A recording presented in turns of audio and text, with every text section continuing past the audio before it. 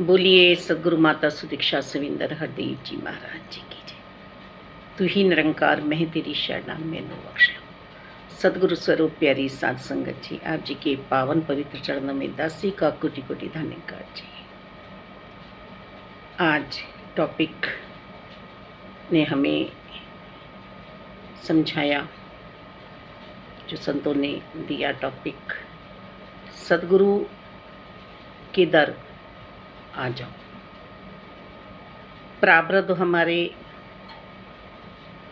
तैयार होते हैं, हमें सद्गुरु जी की प्राप्ति होती है मानव चोले में, नहीं तो यूं ही आए और यूं ही चले गए। अब जब हम सद्गुरु जी के दर पर आ गए हैं और सद्गुरु जी ने साक्षात्कार परमात्मा से हमारा करा दिया है, तो अब यहाँ से एक पल के लिए भी अपनी सोच को, अपने मन को हटाना नहीं है। पूर्ण विश्वासी बन के जीवन बिताना है। बात हो रही है सद्गुरु जी के दर पर आ जाओ।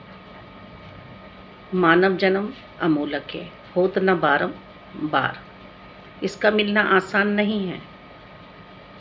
निरंकार को हम पे दया आई, करुणा बनी, हमें मानव चोले में भेजा। तो हम सभी बड़भागी हैं, सौभाग्यशाली हैं। जो बाकी बची हुई आत्माएं हैं, उनके लिए भी यही पैगाम सद्गुरु माता सुदीक्षा जी दे रही हैं कि रब के दर्शन कर लो। रब की प्राप्ति हमें हो सकती है। आ जाओ।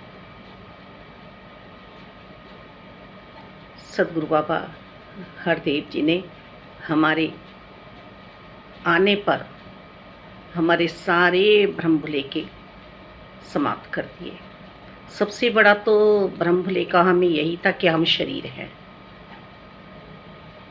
हम 5 तत्व का अपने आप को माने बैठे थे।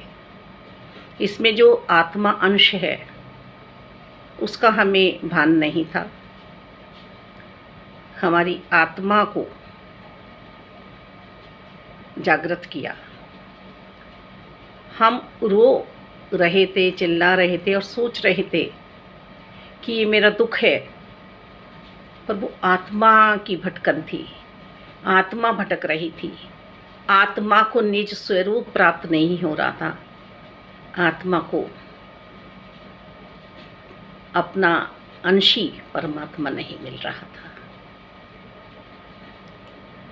सद्गुरु जी हमारे जीवन में आते हैं, हमारे सारे पाप कर्मों से हमें मुक्ति दिला देते हैं।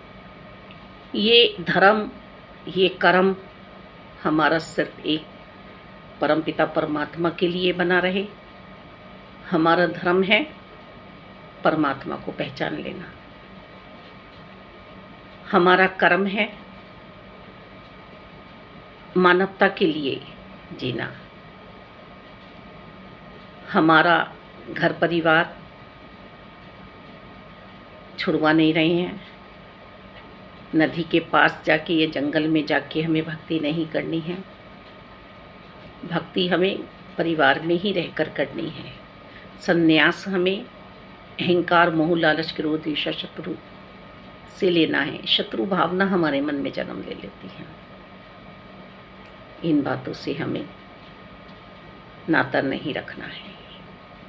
सिर्फ और सिर्फ अपने आप को कर्मवान बनाना है।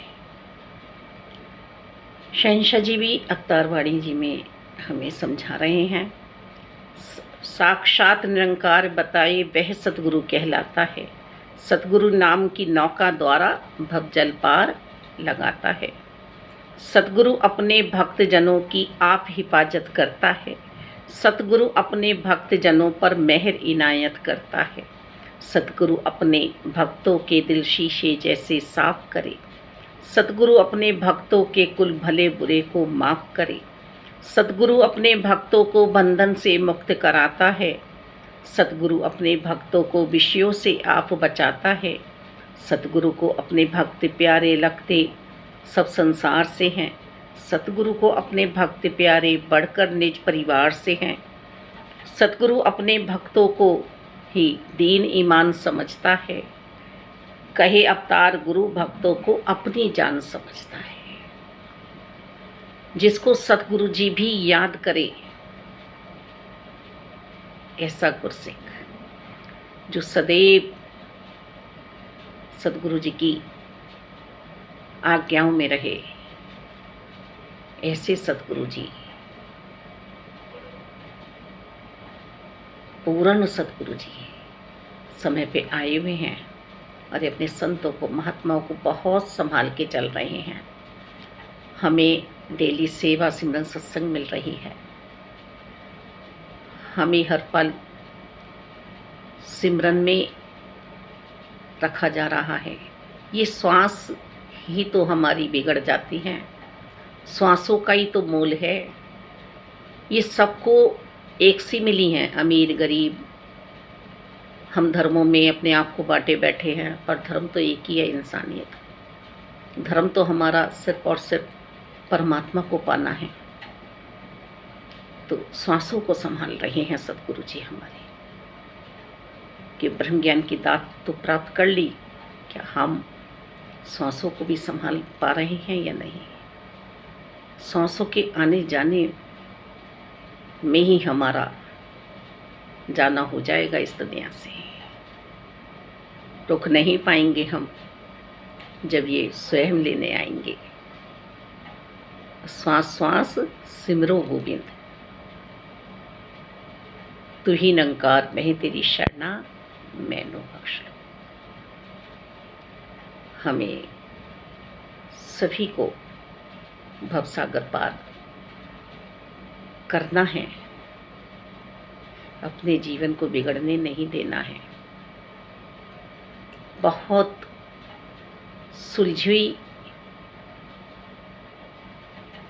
जीवन नैया में हम बैठे हुए हैं। साधु संत सबके भले के लिए चलते हैं। एक मन का भाव होता है सबको बिगाड़ने का, एक मन का भाव होता है सबको सुधारने का। साधुओं का, संतों का गुस्सा होना भी पानी में जैसे लहर आती है और फिर समा जाती है उसमें, उसी समय बस बबूला उठा बबूला फूटा, ऐसा।